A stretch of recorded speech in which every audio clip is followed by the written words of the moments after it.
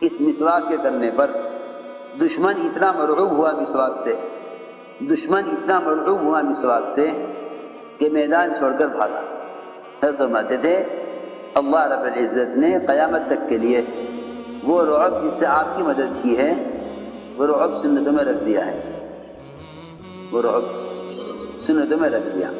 اس بات کو میں اس لیے سمجھانا چاہتا تھا کہ یوں طبیعتیں الجھی ہوئی ہیں لوگوں کی، طبیعتیں لوگوں کی کہ دعوت اور تبلیغ کو کسی مخصوص طریقے کے ساتھ مربوط نہیں کرنا چاہیے، کسی مخصوص طریقے کے ساتھ مربوط نہیں کرنا چاہیے۔ اس پر لوگوں کی طبیعتیں الجھی ہوئی ہیں کہ دعوت اور تبلیغ کو کسی مخصوص طریقے کے ساتھ مربوط نہیں کرنا چاہیے، حالانکہ جس طرح حضور اکرم صلی اللہ علیہ وسلم کی استنجے کی لائن کی سنت قیامت تک کے لیے بدلے گی نہیں، اس طرح آپ کی دعوت کی سنت بھی قیامت تک بدلے گی نہیں۔ جس کام کے لیے آپ بھیجے نہیں گئے اس کام کے کرنے کی سنت قیامت تک ثابت ہے، جس کام کے لیے بھیجے گئے ہیں وہ طریقے زمانے کے اعتبار سے کیسے بدل جائیں گے؟ اس سے یہ تصور کرنا کہ دین کے شعبوں کا انکار ہو رہا ہے، نہیں، دین کے جتنے بھی شعبے ہیں وہ تمام کے تمام شعبے مسنون ہیں، اس سے دین کے شعبوں کی تردید نہیں بلکہ اس سنت کا احیاء دین کے تمام شعبوں کے احیاء کے لیے ہے، اس سنت کا احیاء دین کے تمام شعبوں کے احیاء کے لیے ہے۔ خوب غور کرنا چاہیے کہ حضور اکرم صلی اللہ علیہ وسلم نے صحابہ کرام کو دین کی دعوت امت تک پہنچانے کے لیے نقل و حرکت پر ڈالا تھا۔ اس سنت کا اتنا رعب تھا، ربیع بن عامر صحابی حضور اکرم صلی اللہ علیہ وسلم نے دعوت دینے کے لیے بھیجا، کیونکہ اللہ کی طرف بلانے والا کسی بھی ملک و مال اور کسی بھی نظام اغیار سے متاثر نہیں ہوتا، کیونکہ اللہ نے قرآن میں اسی طرح فرمایا الذین یبلغون رسالات اللہ ویخشونہ ولا یخشون احدا الا اللہ، جو اللہ تعالیٰ کے پیغام کو اللہ کے بندوں تک پہنچاتے ہیں، اللہ کے پیغام کو اللہ کے بندوں تک پہنچاتے ہیں، وہ اللہ کے غیر سے ڈرا نہیں کرتے،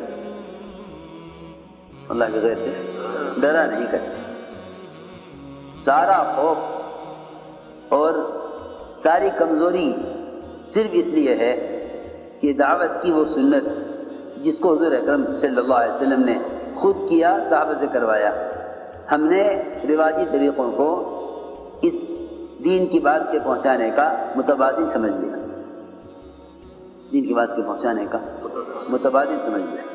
یہ اصل وجہ ہے مسلمان کے معروب ہونے کی، ورنہ اللہ کا وعدہ ہے الذین یبلغون رسالات اللہ ویخشونہ ولا یخشون احدا الا اللہ، اللہ رب العزت دین کی دعوت دینے والوں کے دلوں سے اپنے غیر کا رعب نکال دیتے ہیں۔ یہ ربیع بن عامر پہنچے، پہلی بات تو شہر سے باہر روک دیا گیا کہ آپ کو جو کہنا ہے ہم آپ کی بات پہنچائیں گے، بادشاہ تک آپ نہیں آ سکتے۔ کہا کہ نہیں، ہم براہ راست بات کریں گے،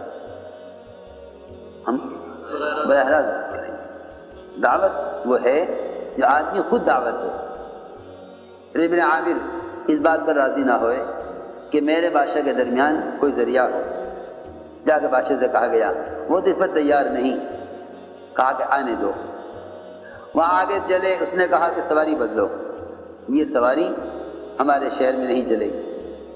فرمایا کہ دیکھو میں تو اپنی اسی سواری پر بادشاہ تک جاؤں گا، میں سواری نہیں بدلوں گا، اس لیے کہ اگر ہم کسی کو دعوت دینے کے لیے، سنو بات دھیان سے، اگر ہم کسی کو دعوت دینے کے لیے ان کے طریقوں کو اس لیے اختیار کریں تاکہ وہ لوگ ہماری بات سے متاثر ہو جائیں، تو یہ باطل خیال ہے،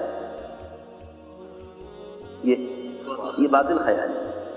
اگر ہم کسی کو دعوت دینے کے لیے ان کے طریقے اختیار کریں، میں جو کہہ رہا ہوں میری بات بہت توجہ سننا، میں اس لیے کہہ رہا کہ ایک صاحب نے مشورہ دیا کہ اگر اسلام کی دعوت کے لیے ایک چینل ہو جاوے، کیونکہ بہت سے لوگ وہ ہیں جو اس لائن سے متاثر ہوتے ہیں، تو جس لائن سے متاثر ہوتے ہیں اگر ان کو اس لائن سے دعوت دی جاوے تو وہ متاثر ہوں گے۔ یہ باطل خیال ہے، یہ باطل خیال ہے، یہ باطل خیال ہے، کیونکہ جب تم محمد صلی اللہ علیہ وسلم کی بات کو محمد صلی اللہ علیہ وسلم کے طریقے سے ہٹ کر پہنچاؤ گے تو اس کا اثر ختم ہو جائے گا۔ ہرگز مت سوچو اس بات کو کہ جس طبقے کے اندر بات کے لینے کا مزاج ان لائنوں سے ہے، رواجی لائنوں سے، ان کو دعوت اس لائن سے پہنچا دی جائے۔ میں کیا بتاؤں، جب عبدالرحمن عوف رضی اللہ تعالیٰ عنہ نے حضرت عمر سے کہا امیر المؤمنین ایک بات تو یہ ہے کہ آپ کرتا بدل لیں، اپنا کرتا بدل لیں، آپ کے کرتے پر دیوبند بہت لگے ہوئے ہیں اور یہ کرتا بدل لیں، اس وقت یہاں ساری فوجیں آپ کا استقبال کریں گی، یہاں کا معیار مدینہ کے معیار سے بہت بلند ہے، یہاں آپ کا اس طرح داخل ہونا ملک میں کہ جوتے آپ نے بائیں ہاتھ میں لٹکائے ہوئے ہیں اور موزے اتار کر کندھے پر لٹکائے ہوئے ہیں، ننگے سر ہیں،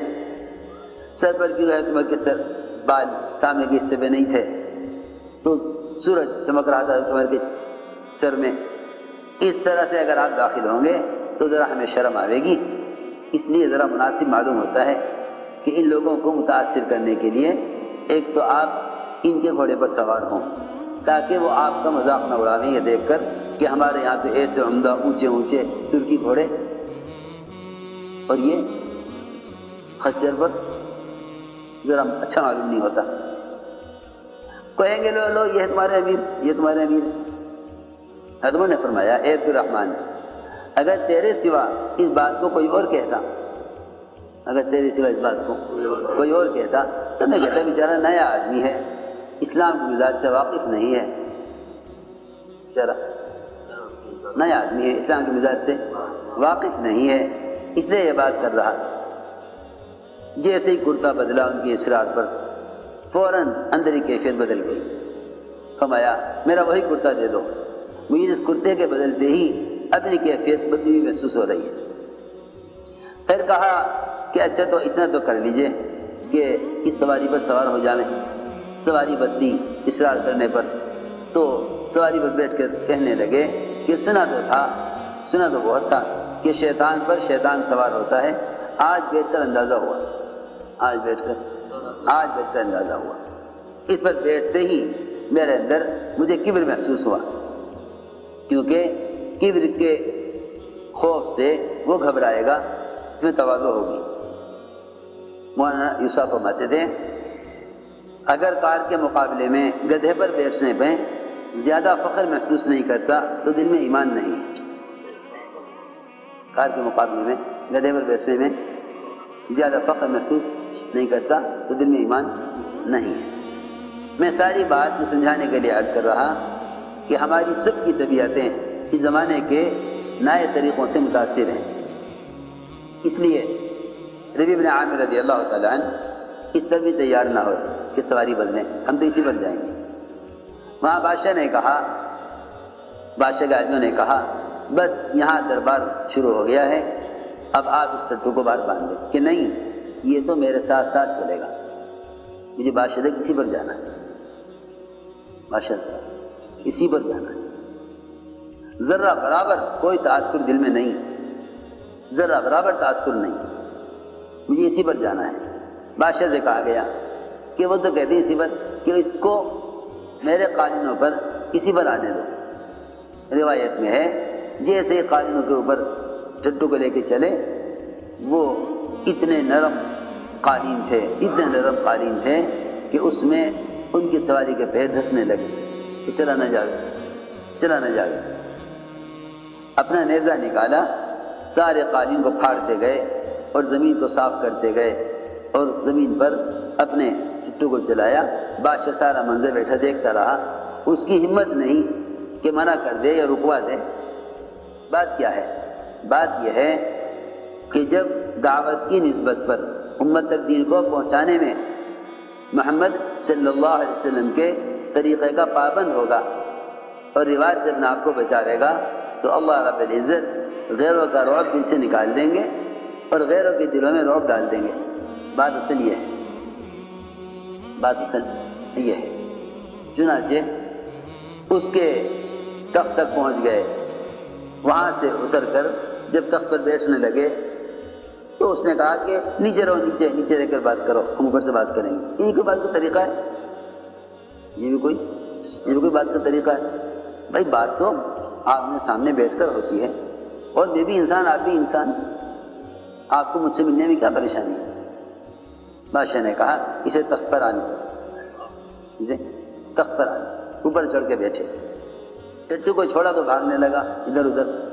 وہاں سونے کے تاروں سے بنے ہوئے تکیے رکھے ہوئے تھے، گاؤ تکیے، بڑے بڑے بھاری بھاری تکیے سونے کے تاروں سے بنے ہوئے۔ ان تکیوں سے باندھنا چاہا تو وہ اتنے بڑے تکیے کو اس پر کیسے رسی بندھے؟ نیزہ نکالا، تکیے کے اندر سے پار کیا، اس میں سوراخ کیا اور اس میں سے رسی پرو کر ٹٹو کو تکیے سے باندھ دیا۔ یہ کر کے چڑھے تخت پر، بیٹھ کے بات کی۔ تو کوئی بات یہ ہے، ہم تم سے تمہارا ملک و مال نہیں چاہتے۔ موسیٰ فرماتے تھے مسلمان کو غلبہ ہی اس شرط پر ملے گا، مسلمان کو غلبہ ہی اس شرط پر ملے گا کہ غیروں کے ملک و مال کا ارادہ نہ ہو، غیروں کے ملک و مال کا ارادہ نہ ہو، غلبہ ہی اس شرط پر ملے گا۔ اگر تمہارے دل میں غیروں کے ملک و مال کا ارادہ ہے تو پھر تمہارے دل کی ہدایت کا جذبہ نہیں ہے، اور جس قوم کی ہدایت کے جذبے سے مسلمانوں کے دل خالی ہو جائیں ایسے مسلمان مغلوب ہو کر رہیں گے، ایسے مسلمان مغلوب ہو کر رہیں گے۔ بیٹھ کر بات کی کہ دیکھو اسلام قبول کر لو، جو کچھ تمہارے پاس ہے رکھو اپنے پاس، ہم تو تمہاری ہدایت اور نجات چاہتے ہیں۔ بادشاہ نے کہا اپنے وزراء سے، سرداروں سے کہ اس آدمی نے ہمارے نیچے کی زمین قبضہ لی ہے، زمین پر ہم بیٹھے ہوئے ہیں، یہ ہمارے قبضے میں نہیں، اس فقیر کے قبضے میں ہے۔ لوگوں نے کہا بادشاہ سلامت، اس پاگل کی باتوں میں آ گئے۔ بادشاہ نے کہا اپنے وزراء سے کہ پاگل یہ نہیں، پاگل تم ہو، تم دیکھتے نہیں اس کی بات میں کتنی قوت ہے، تم دیکھتے نہیں اس کی بات میں کتنی قوت، یہ نہیں اس کی بات میں کتنی قوت ہے کہ ہم تمہارے نیچے کے زمین پر قبضہ کر چکے ہیں۔ کسے کہہ رہے؟ بادشاہ سے کہہ رہے ہم تمہارے نیچے کی زمین پر قبضہ کر چکے ہیں۔ بادشاہ نے کہا کہ ہمارے ہاتھ سے زمین نکل چکی ہے۔ مجھے کہنا پیر تلے کی زمین نکل گئی، وہ کہا جاتا ہے خوف کے موقع پر پیر تلے کی زمین نکل گئی۔ میں یہ باتیں اس لیے دہرا رہا ہوں کہ ہمارے کام میں اب رواجی چیزیں بڑی تیزی کے ساتھ داخل ہو رہی ہیں، ساتھ ہی ایک دوسرے کو پیغام پہنچانے، اور اتنا ہی نہیں بلکہ ان لوگوں کی رائے جو چاہتے ہیں کہ اسلام پھیلانے کے لیے مروجہ نظام استعمال کیا جائے، ان کی رائے سے کام کرنے والے کافی متاثر ہیں، ان کی رائے سے کام کرنے والے کافی متاثر ہیں۔ ہمارے کام کا امتیاز ہی نقل و حرکت ہے، ہمارے کام کا امتیاز ہی نقل و حرکت ہے۔ جس طرح کھانا کھانے کی سنت کا کوئی متبادل نہیں، استنجے میں جو سنت کا طریقہ ہے قیامت تک اس کا کوئی متبادل نہیں، اسی طرح دعوت اللہ میں بھی اس کا کوئی متبادل نہیں، اس کا کوئی متبادل نہیں۔ تمام نصرات غیبیہ اس طریقۂ جوہد کے ساتھ لازم اور مربوط ہیں، تمام نصرات غیبیہ اس طریقۂ جوہد کے ساتھ لازم اور مربوط ہیں جو طریقۂ جوہد محمد صلی اللہ علیہ وسلم کا ہے، جو طریقۂ جوہد محمد صلی اللہ علیہ وسلم کا ہے۔